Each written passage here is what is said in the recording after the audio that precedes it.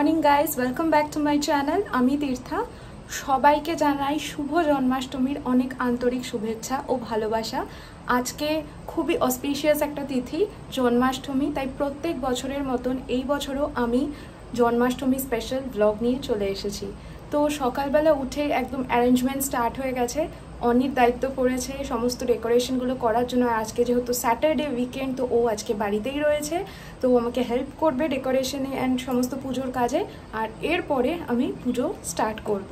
তো চলো ভিডিওটা স্টার্ট করা যাক। যেহেতু আমরা দুজনেই বাড়ির বাইরে থাকি চাকরি সূত্রে, সেই কারণে অনেক কিছু মন চাইলেও করে উঠতে পারি না কাজের ব্যস্ততার জন্য। যতটা অল্পের উপর করা সম্ভব হয়েছে ততটাই আয়োজন করেছি। তবে যেইটুকু করেছি একদম মন থেকে করেছি, ভক্তিটাই আসল, আড়ম্বরটা নয়।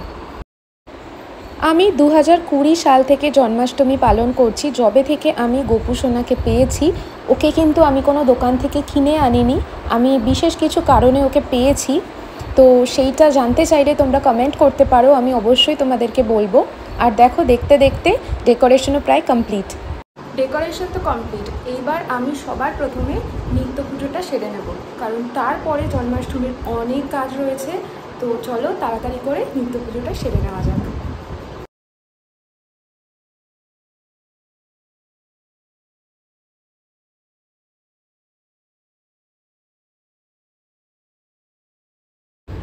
এই হলো আমার ঠাকুরের সিংহাসন। তোমরা অনেকেই হয়তো আমার শর্ট ভিডিওতে দেখেছো। আর এই সিংহাসনটা আমি আমার বিয়ের পর এখানে এসে প্রথম কিনেছি। এখন পঞ্চামৃত বানাচ্ছি। আমি নিয়ে নিয়েছি দুধ, এর মধ্যে দই দিচ্ছি।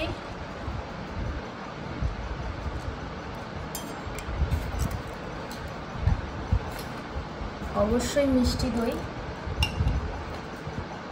এরপরে দিয়ে দেব ঘি,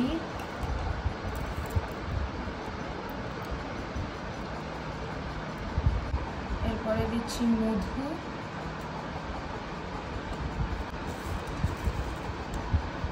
চিনি।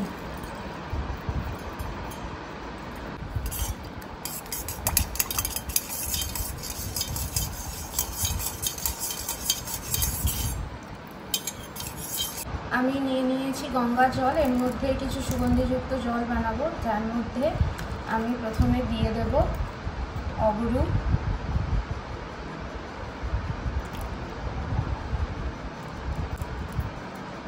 অল্প গোলাপ জল।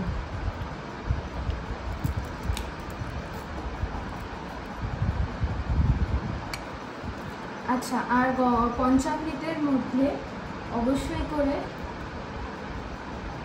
একটা তুলসী পাতা দিয়ে দিচ্ছি। যুক্ত জলের মধ্যে আমি দিয়ে দিচ্ছি কিছু ফুলের পাপড়ি। তো আমাদের দুরকম স্নানাভিষেকের জিনিস রেডি হয়ে গেছে। তো এবার এক এক করে গোপালকে স্নান করাবো। প্রথমেই আমি নিয়ে নিয়েছি গোপী চন্দন। যে কোনো দোকানেই কিনতে পাওয়া যায়, তোমরা সবাই হয়তো ইউজ করো যাদের কাছে গোপাল আছে।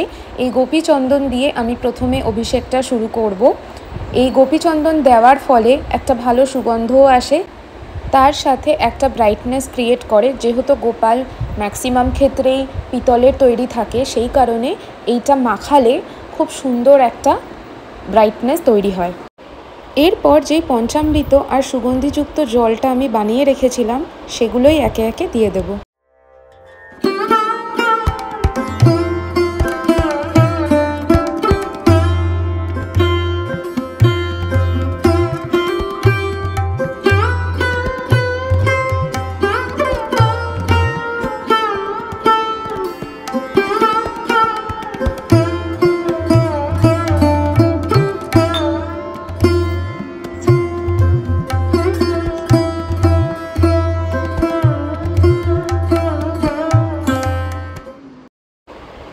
গোপালের স্নান শেষ। আমি রাধাকৃষ্ণ এবং গোপালকে একটা শুদ্ধ গামছা দিয়ে মুছিয়ে এখন গোপালের যে নতুন জামা বা শৃঙ্গারের যত জিনিস রয়েছে যা কেনা হয়েছিল, সেগুলোই আমি পরিয়ে দিচ্ছি একে একে। প্রত্যেক বছর গোপালের জন্মাষ্টমীর শৃঙ্গার আমি কিনি রাম মন্দির থেকে। ওখানে ভীষণ সুন্দর কালেকশন ড্রেসের। আমি লাস্ট উইক অনির বার্থডেতে আমরা গেছিলাম রাম মন্দির, সেখান থেকেই এই অ্যামেজিং ড্রেসটা কিনে এনেছি। এরপরে এই রূপোর গয়নাগুলো আমি ওকে পরিয়ে দেব, যেগুলো গোপালের গয়না, তার উপর কুন্দনের গয়না পরাবো।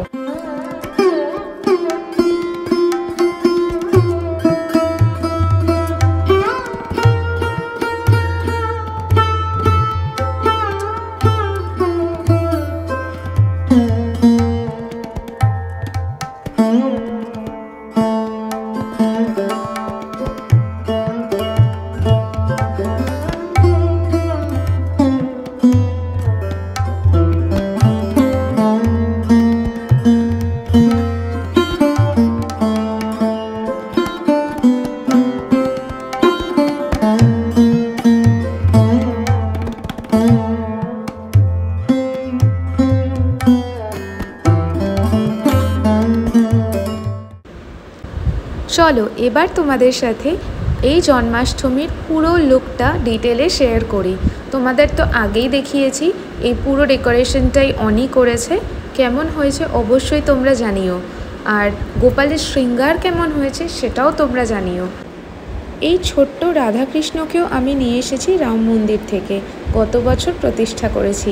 তাদেরকেও কেমন লাগছে অবশ্যই জানিও। এবার আমি পুজোটা স্টার্ট করব।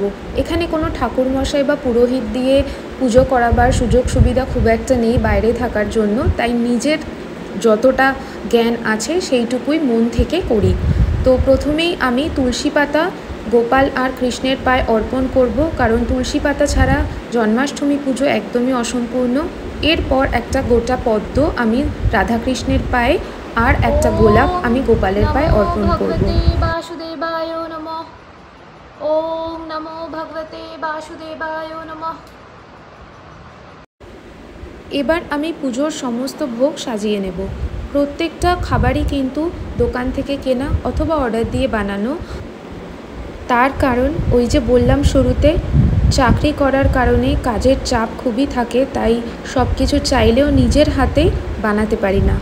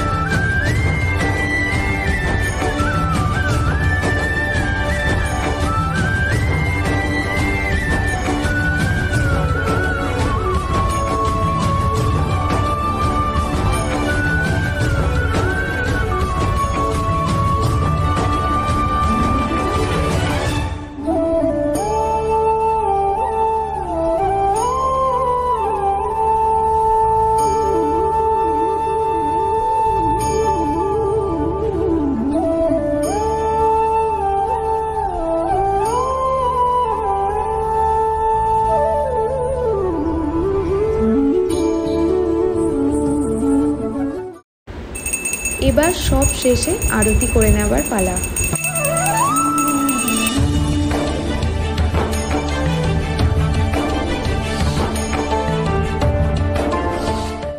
দুপুর থেকে সন্ধে অবধি অনেকটা সময় জুড়ে আমরা পুজো করেছি, প্রার্থনা করেছি, ঠাকুরকে ভোগ সাজিয়ে দিয়েছি, সবটাই তোমরা দেখেছো। আমি মাঝখানে ভয়েস ওভার দিতে বাধ্য হয়েছি, কারণ প্রচণ্ড বিজি হয়ে গেছিলাম পুজোর কাজে, তাই নিজে থেকে নিজের মুখ দেখিয়ে কথা বলার আর আমার কাছে একদমই সুযোগ ছিল না।